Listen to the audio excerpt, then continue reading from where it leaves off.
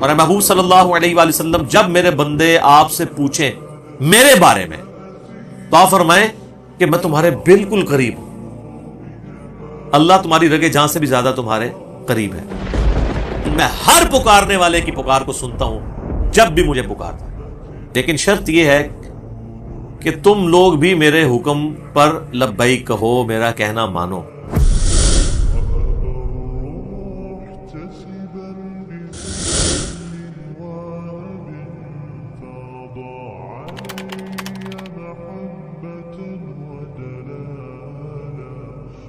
اب جی بڑی اہم آیت آ رہی ہے، اس آیت کے اوپر گھنٹوں گفتگو ہو سکتی ہے۔ سورۃ البقرہ کی آیت نمبر 186، وَإِذَا سَأَلَكَ عِبَادِي عَنِّي فَإِنِّي قَرِيبٌ۔ اور محبوب صلی اللہ علیہ وآلہ وسلم جب میرے بندے آپ سے پوچھیں میرے بارے میں تو آپ فرمائیں کہ میں تمہارے بالکل قریب ہوں۔ اللہ تعالیٰ ہر شخص کے قریب ہے، نحن اقرب الیہ من حبل الورید، اللہ تمہاری رگے جان سے بھی زیادہ تمہارے قریب ہے۔ اجیب الدعوۃ الداعی اذا دعان، میں ہر پکارنے والے کی پکار کو سنتا ہوں جب بھی مجھے پکارتا ہے۔ فَلْيَسْتَجِيبُوا لِي، لیکن شرط یہ ہے کہ تم لوگ بھی میرے حکم پر لبیک کہو، میرا کہنا مانو۔ وَلْيُؤْمِنُوا بِي لَعَلَّهُمْ يَرْشُدُونَ، اور ایمان لاؤ تم لوگ بھی جس طرح کے ایمان لانے کا حق ہے تاکہ تم ہدایت پا سکو۔ یہ جی آیت انسانیت کا میگنا کارٹا ہے، جو یورپ کے اندر 17ویں صدی عیسوی کے اندر ایک قانون پاس ہوا تھا کہ ہر انسان کا یہ رائٹ ہے کہ وہ اپنے حکمران سے جا کے سوال کر سکتا ہے، اس کا دروازہ کھٹکھٹا سکتا ہے اپنے رائٹ کے لیے۔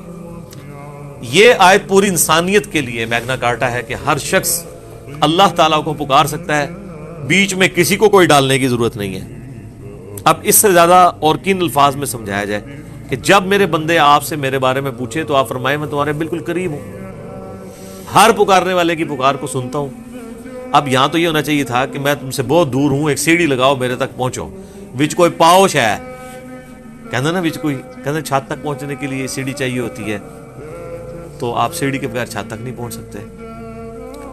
اس طرح کی مثالیں اللہ کے بارے میں بیان کرنا یہ تو حرام ہے، بعض اوقات کفر ہو جاتا ہے۔ قرآن میں آپ دیکھیں جگہ جگہ جہاں پر کافروں پر رد کیا گیا تو بار بار یہ کہا گیا ہے کہ اللہ کے بارے میں ایسی بات نہ کرو جو علم کے اوپر مبنی نہیں ہے۔ تم بغیر علم کے اللہ کے بارے میں یہ بات کر رہے ہو۔ 2 دفعہ تو ایک یہ آیت آئی ہے سورہ نساء میں المائدہ میں، یا اہل الکتاب لا تغلوا فی دینکم ولا تقولوا علی اللہ الا الحق، اے اہل کتاب اپنے دین میں غلو نہ کرو، افراط و تفرید کا ایگزیجریشن کا شکار نہ ہو، اور دیکھو اللہ کے بارے میں کوئی بات نہ کرو مگر وہ جو حق پر مبنی ہے، جس کو وہی سپورٹ کرے گی۔ اور پھر آپ سورہ حج کے اندر سورۃ المومنون میں دیکھیں، جہاں کہیں بھی اللہ تعالیٰ کافروں کی بد عقیدگی کا ذکر کرتا ہے تو یہی کہتا ہے کہ یہ لوگ بغیر علم کے اللہ کے اوپر ایسی چیزیں ڈال دیتے ہیں، یا اللہ پر ایسی باتیں کر رہے ہیں جس کے بارے میں ان کو علم ہی نہیں ہے کہ یہ اللہ کی شان ہی نہیں ہے۔ تو علم کی بنیاد پہ اللہ کے ساتھ کوئی بات کرنی ہے تو یہ کہنا کہ جی سیڑھی جس طرح چھت پہ جانے کے لیے ضروری ہے، اس طریقے سے اللہ تک پہنچنے کے لیے بیچ میں کوئی واسطہ ڈالنا ضروری ہے۔ اگر آپ اس واسطے سے مراد پیغمبر کو لے رہے ہیں تو وہ پیغمبر سیڑھی نہیں ہے، بلکہ پیغمبر آپ کو اللہ کی شناخت کرواتے ہیں۔ وہ بتاتے ہیں کہ اللہ تعالیٰ کن چیزوں سے راضی ہوتا ہے، کن چیزوں سے ناراض ہوتا ہے۔ وہ یہ نہیں کہتے کہ آپ ہمیں پوجنا شروع کر دو، وہ کہتے ہیں ہم جو تمہیں سکھا رہے ہیں نا اس طریقے سے اللہ کی طرف رجوع لاؤ۔ اور وہ ہمیشہ یہ کہتے ہیں کہ ہم یہ جو تمہیں سکھا رہے ہیں یہ ہم خود تو سکھا ہی نہیں رہے، ہمیں اللہ نے سکھایا ہے۔ تو پیغمبر تو پھر اللہ کے احکامات کو سمجھانے کے لیے دنیا میں آتے ہیں، وہ سیڑھی نہیں ہوتے اس اعتبار سے، وسیلہ ہوتے ہیں تو اس اعتبار سے کہ اللہ کے احکامات ہم تک پہنچاتے ہیں، اس اعتبار سے نہیں کہ ان کی عبادت کرنی شروع کر دی جائے، جیسا کہ کرسچنز نے عیسیٰ علیہ السلام کے بارے میں کرنا شروع کر دیا۔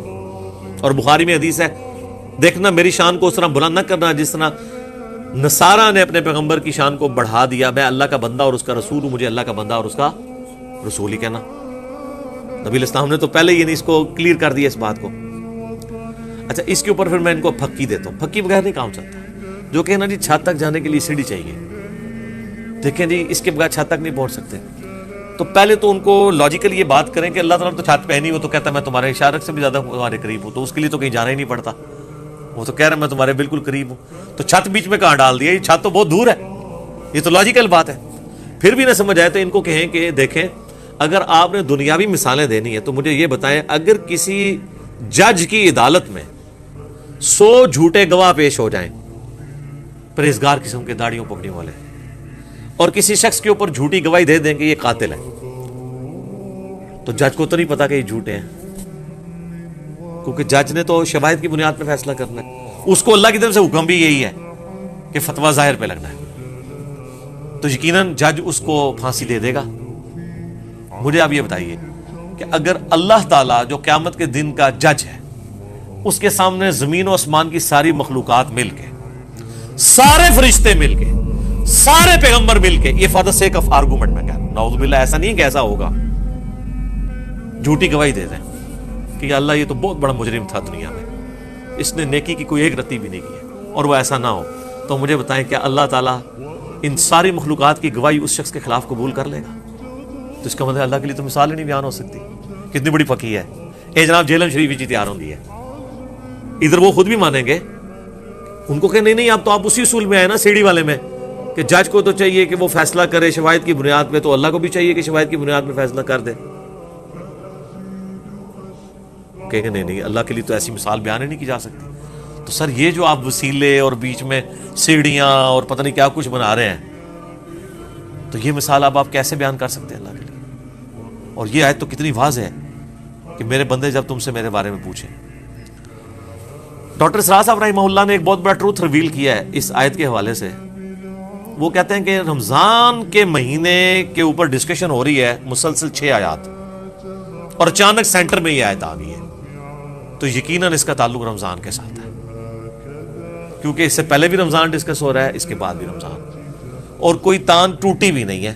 آپ دیکھیں پھر ساتھ ابھی فقہی مسائل کے ڈسکس ہوئے نا, کہ روزے چھوڑ سکتے ہو بیماری میں بھی, اور اس طرح بھی, پھر تکبیر بلند کرو, پھر دوبارہ سے اب فقہی احکام و مسائل شروع ہو جائیں گے ان کے رمضان کے روزے. وہ کہتے ہیں کہ جی یہ سینٹر میں, اور یہ ایگزیکٹ سینٹر میں ہے آیت. وہ کہتے ہیں اس کا مقصد یہ ہے کہ رمضان وہ مہینہ ہے جس میں آپ قرآن کے ذریعے اللہ تک پہنچ سکتے ہیں, کیونکہ قرآن ہی تو تذکیر کرتا ہے انسان کی. اگر اس کا ترجمہ آتا ہو, یا ترجمہ نہ آتا ہو, تو کم از کم آپ ایئر فلائٹ موڈ میں کر کے موبائل یا مصحف ہاتھ میں لے کے تراویح میں کھڑے ہو جائیں, اور آپ کو پتا ہو ترجمے والا قرآن ہو کہ کیا قاری صاحب تلاوت کر رہے ہیں, تو پھر تو آپ پہ اثر ہوگا. صحابہ کرام کو تو یہ کوئی پریشانی نہیں تھی, تو ان کی اپنی زبان تھی. تو جب کوئی شخص رمضان میں عبادت کرتا ہے, پورا دن بھوکا پیاسا رہتا ہے, اور رات کو کھڑا ہو جاتا ہے قرآن سننے کے لیے, کتنی تکلیف اٹھاتا ہے. دن کو